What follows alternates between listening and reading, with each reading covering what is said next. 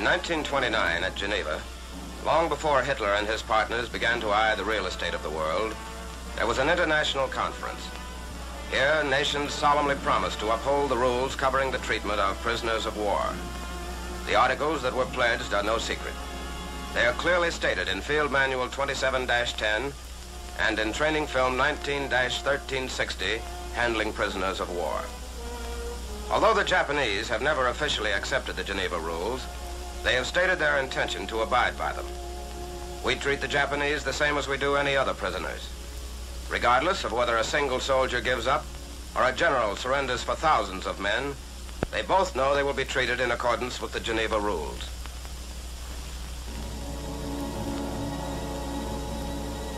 September 16th, 1944, Nazi Major General Erich Elster surrendered his 20,000 men to General Macon of the 83rd Division near Loire, France.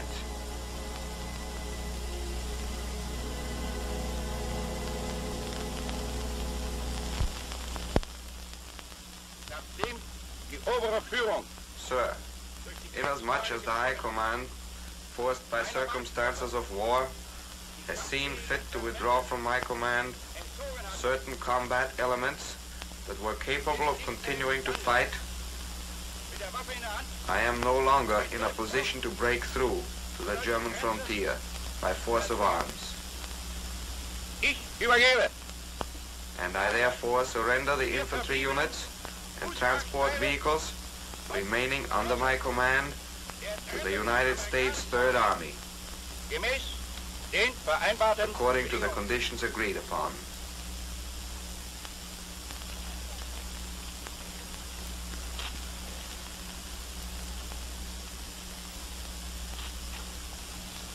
General Elster, acting for the commanding general of the 9th United States Army, Lieutenant General William H. Simpson, and on behalf of the Army of the United States, I accept your surrender.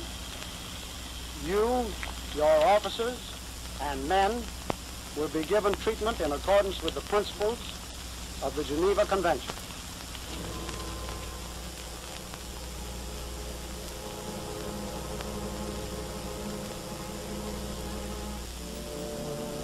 When an individual commander surrendered 20,000 men to a handful of Americans, prisoners flocked to the surrender junction in all types of conveyances.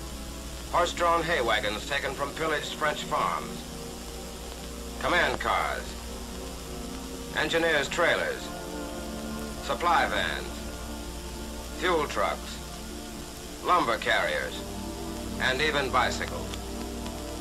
It's practically impossible for the military police to be on hand every time a prisoner is taken, so it's necessary for every available soldier to know the rules covering the treatment of prisoners of war while acting as guards.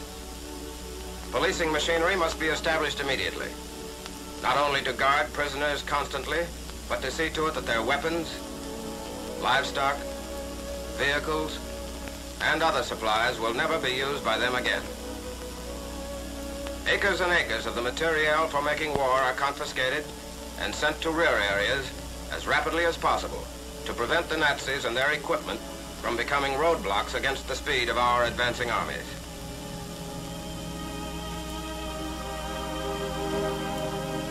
Prisoners of war, trudging back to internment camps along roads which, a few years before, trembled under their proud goose-stepping.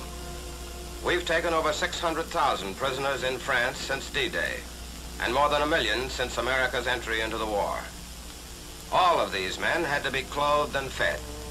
There are definite rules, and they're the same for both sides. In the event you are captured, it's a good idea for you to know them.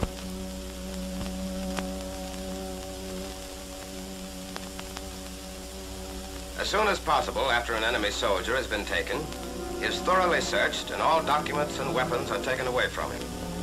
These are later turned over to G2 for further investigation. Often, these apparently innocent belongings will supply the answer to some tactical problem. This is the enemy, disarmed, helpless.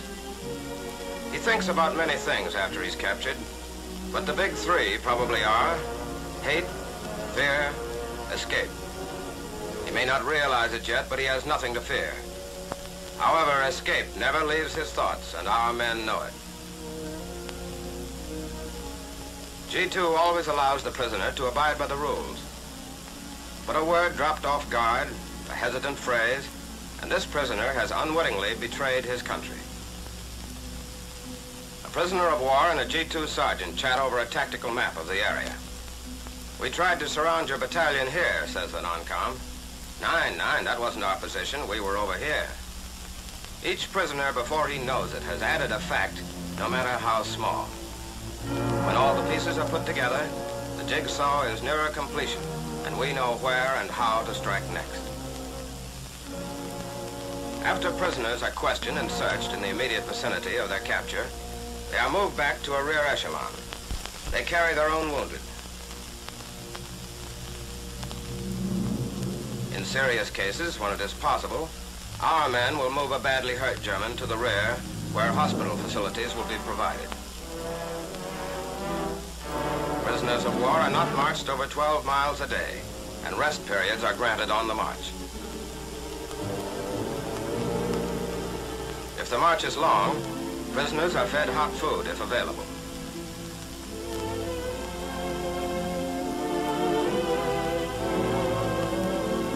If there is no hot food, they are given C rations, the same chow given to the MPs who guard them. That's in the book, and we live by it. Look resigned, don't they? But the big thought with them is still escape. And our MPs have to make certain at all times that their prisoners remain under vigilant guard. When the move to the rear has been completed and the prisoners have been identified and tagged, processing continues. This time it's even more thorough. The rules agreed upon at Geneva covering the treatment of prisoners of war are read from Field Manual 27-10 in a language they can understand. Kriegsgefangene sind verpflichtet, nur ihren Namen, Rang und Upon capture, every prisoner is bound to give only his name and rank or serial number. Vorausgesetzt, dass sich den Prisoners may attend church services on the condition that they comply with military regulations covering their conduct. Esswaren, Büchern und Kleidern zu versorgen. Prisoners shall be allowed to receive packages intended to supply them with food, reading material, and clothing. Hygienische Maßnahmen Prisoners are entitled to the same quality rations, clothing, and living quarters as are afforded our own troops, and sanitary measures will be practiced by and for them. Again, prisoners are searched and sent to the interrogation tables. A great deal of what we know about the enemy is uncovered here by our intelligence teams. Sentimental keepsakes, family letters, cherished photographs, innocent friendly things to a soldier, vital information to the eyes of our intelligence. For example, G2 discovered this letter written by a lonely Frau. I have not been able to work at the plant for 2 weeks now, and being home with so much time to think about you and the war is bad for me. I would rather be kept busy. Harmless enough, but add the dated postmark and G2 knows why there's a plant inactive in Dortmund. Confirmation that our Air Force flattened it. When these nuggets of information have been sifted, the prisoners are sent to a personnel clerk for further questioning. Was tun Sie beim Militär? What's your job in the Army? Scharfschütze. Expert gunner, shooting.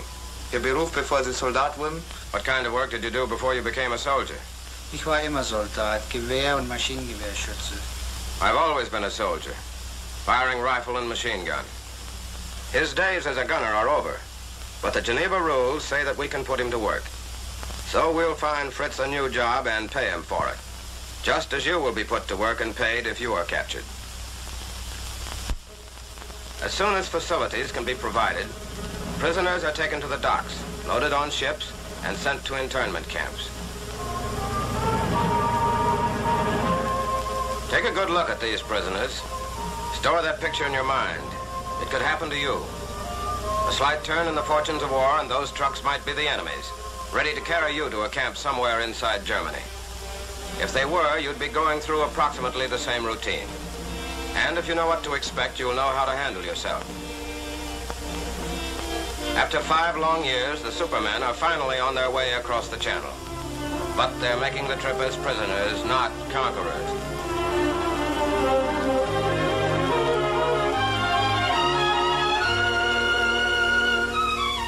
Under the watchful eyes of our MPs, enemy soldiers jump from a landing barge onto English soil.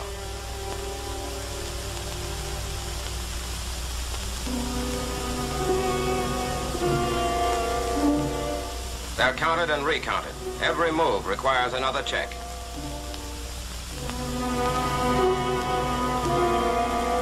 German boots rumbling over the streets of an English seacoast town, but not as they had planned.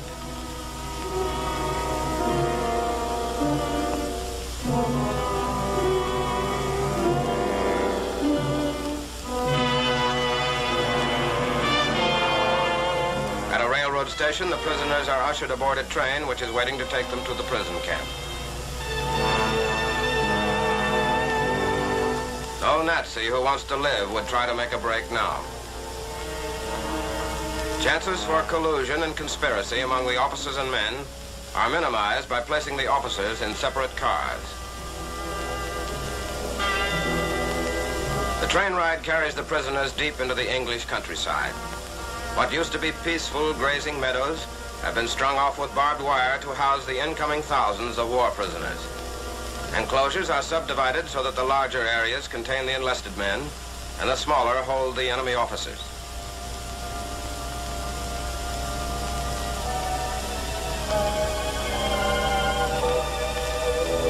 All of them are guarded every minute of the day and night.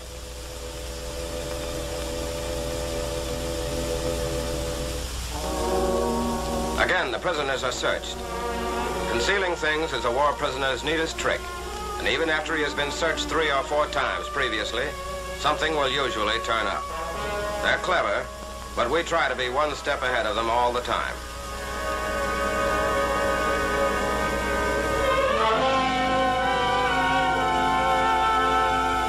Meals are served regularly. It's our food, but they've got to supply their own cooks to prepare it and their own KPs.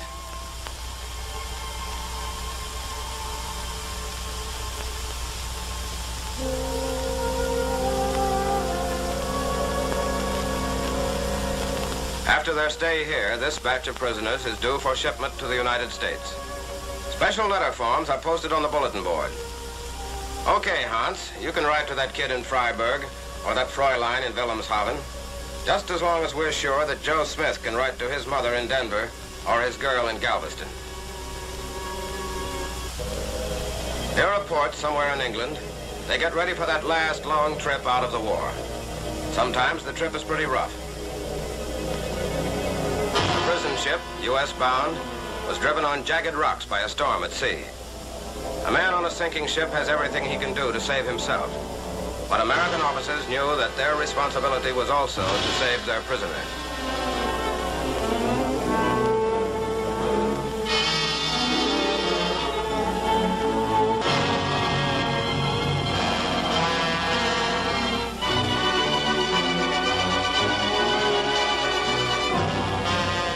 The ship finally broke in two. After nearly all of the prisoners had been evacuated, 4 American officers went with it to the bottom. Were Nazi lives worth the sacrifice? Not by a long shot. But Germany holds American prisoners in hostage. Germany may hold you. That's why those officers had to give their lives, because it will be your right likewise to be guarded and kept safe under all conditions.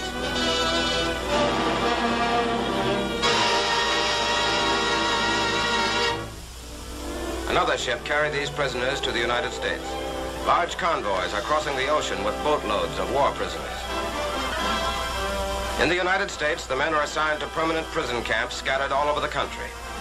Here, they are busily engaged in all types of useful work. More than 1 million well-trained enemy soldiers are taken off the battlefields, and thousands more continue to pour into internment camps every day as defeat slowly and surely closes in around their country.